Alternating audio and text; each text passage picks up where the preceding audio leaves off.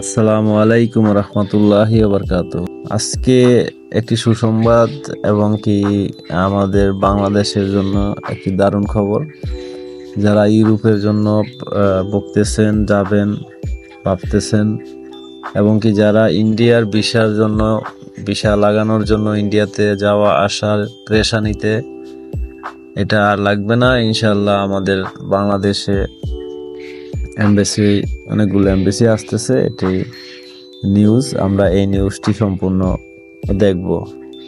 তো বন্ধুরা, ভিডিওটি ভালো লাগলে অবশ্যই ভিডিওটি লাইক দিবেন আর চ্যানেলটি সাবস্ক্রাইব করবেন। চলুন ভিডিও শুরু করা যাক। হচ্ছে ইউরোপের 9টি দেশের ভিসা প্রসেসিং। এখন থেকে সেনজেনভুক্ত Belgium, Finland, Iceland, Latvia, Luxembourg, Netherlands, Poland, স্লোভিয়া এবং সুইডেন, এই 9টি দেশের ভিসার জন্য আবেদন করা যাবে ঢাকার সুইডেন এম্বাসি থেকে। এছাড়াও পর্তুগাল, রোমানিয়া, বুলগেরিয়া, ক্রোয়েশিয়া, ঢাকার সরাসরি ভিসা অফিস চালু করার ইউরোপের আরও একটি দেশে যাওয়ার সুযোগ বেড়েছে ভ্রমণ প্রেমীদের জন্য। এর ফলে ভিসা আবেদনকারীদের পৃথক পৃথক দূতাবাসে যেতে হবে না, যা সময় ও খরচ দুটোই বাঁচাবে।